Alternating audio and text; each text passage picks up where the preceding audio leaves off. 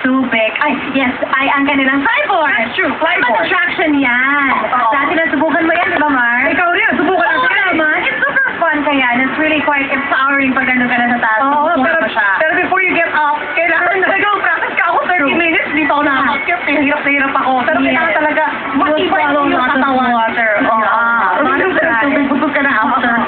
And to keep your balance when you're up there is Oo. another big challenge. Just getting after the challenge, pero pag That's mag-stay ka true. doon longer than 5 seconds lang, kailangan talagang maraming practice yan. Kaya Kaya naman, kailangan Mari nasa 15 meters deep yung water para bago ka makakit kasi hindi Oo nga pwede rin naman. dito, di ba? Wala. just shoot into the water. Water yung pampaakyat din niya. Okay, so ngayon mga Juancho trial tayo. Sa challenge natin si Juancho Guapito Trevino to do that within 5 seconds. Oo. Diba? At meron siyang awaiting destiny, mga dalawang simba, kung ano The nangyayari. good or the bad? Yes. The good or the bad, either or. Nabigyan na namin sa inyo kanina yung ating rules, di ba? So ito na.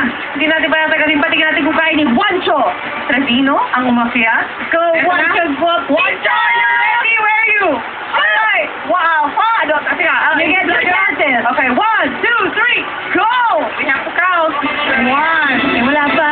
Two, ay, Sige, sige, sige. count yan. Okay, 1, 2, 3, 4, 5, 6,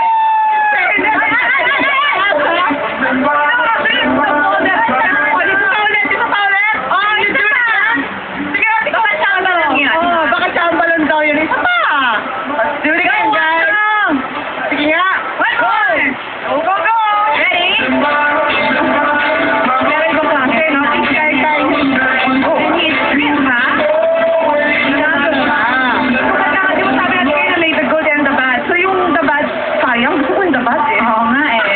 So yung nag-advance sa kanya ngayon ay isang timbang seafood! Yes, fresh na fresh, of course. Oo, Eh, sige na, mapupunta yung gulaman na hinanda